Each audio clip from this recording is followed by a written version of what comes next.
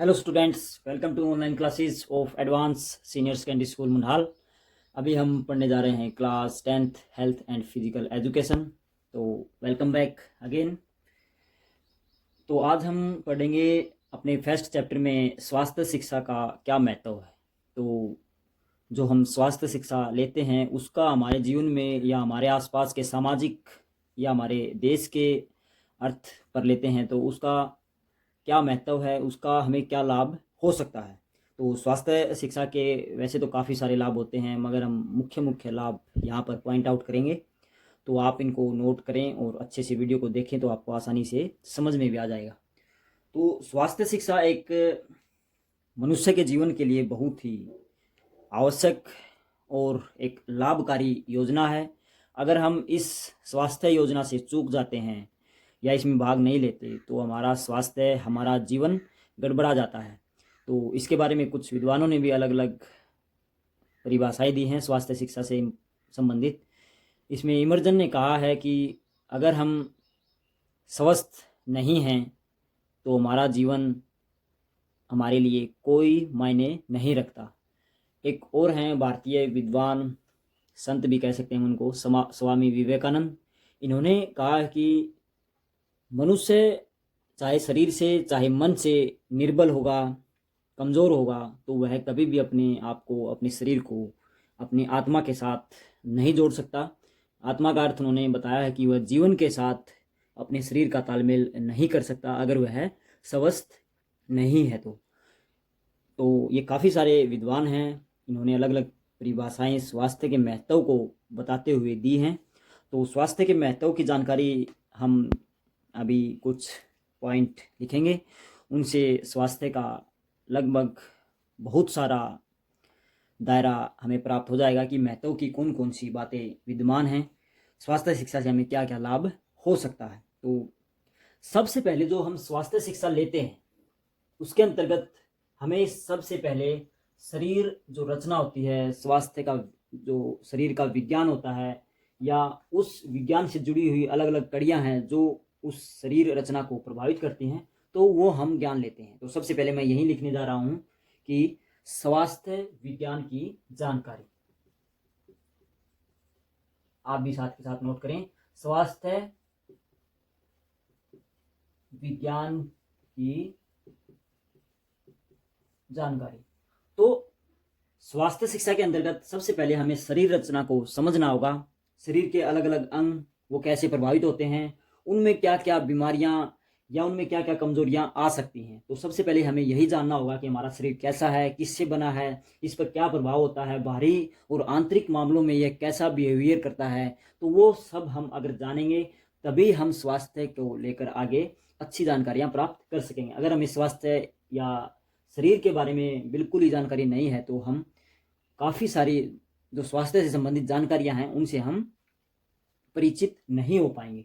तो स्वास्थ्य विज्ञान, इसके अंतर्गत शरीर रचना, शरीर में लगने वाली बीमारियां, शरीर में जो विकृतियां होती हैं, जो दोष होते हैं, उन सब की जानकारी हम लेते हैं। यह एक प्रकार से इसको हम कह सकते हैं शरीर रचना से संबंधित विज्ञान की जानकारी लेना। तो यह हमें प्राप्त स्वास्थ्य शिक्षा के मद्देनजर ही हमें इनका ज्ञान होता है।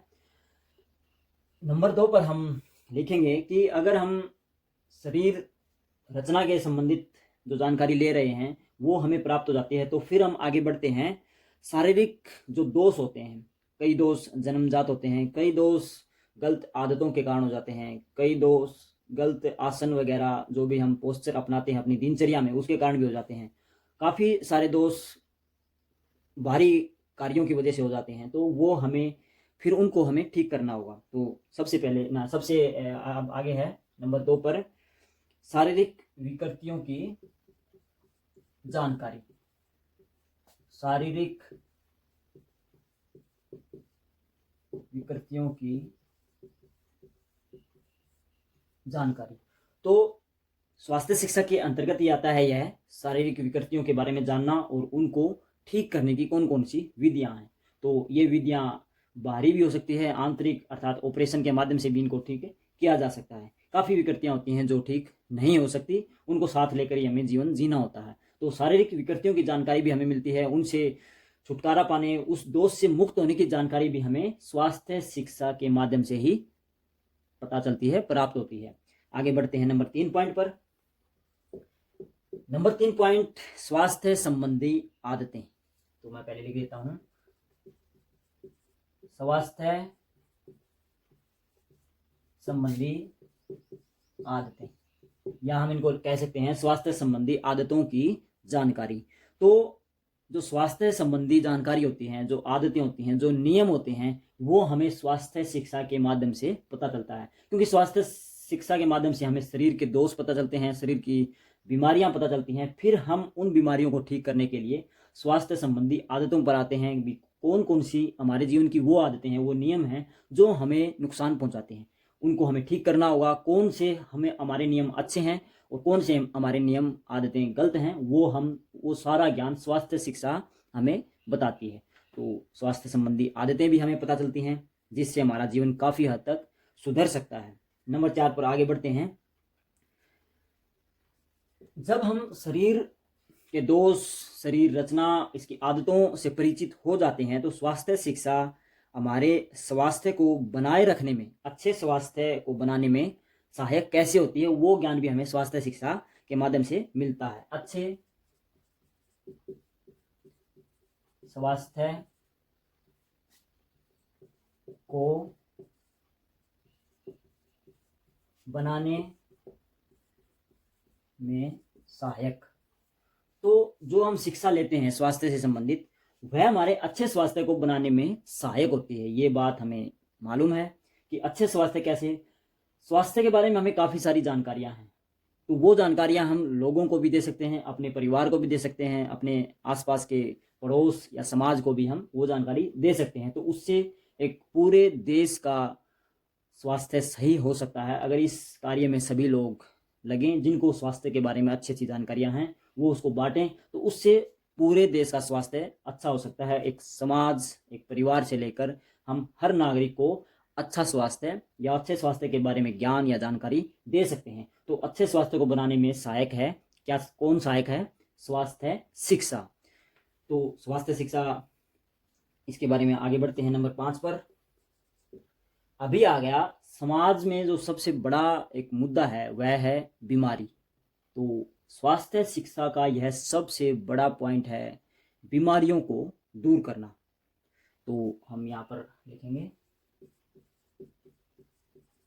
बीमारियों से बचाव व रोकथाम। तो स्वास्थ्य शिक्षा के द्वारा ही हम बीमारियों से बचाव व रोकथाम के माध्यम ढूंढ सकते हैं, उनको लागू कर सकते हैं, तो जिससे लोगों की जो बीमारियां हैं उनसे बचाव हो सकता है।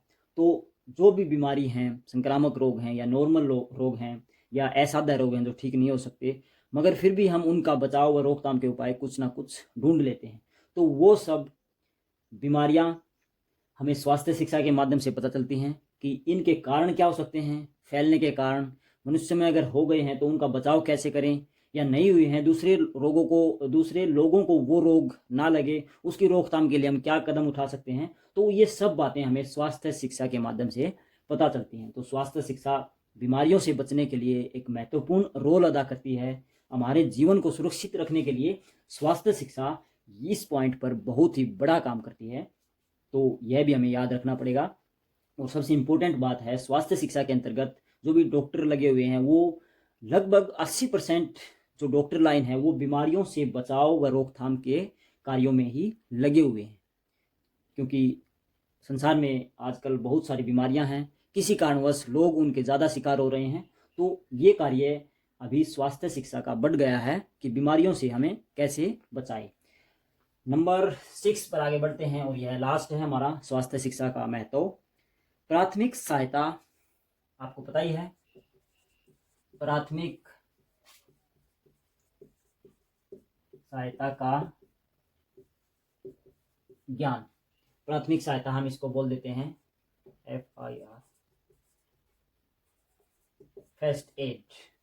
अर्थात प्राथमिक सहायता वो स्वास्थ्य से संबंधित ज्ञान होता है जो डॉक्टर के आने से पहले मरीज की सुरक्षा व या उसको कुछ सहायता मुहैया करा सकता है या उसको डॉक्टर तक पहुंचाने में मदद कर सकता है।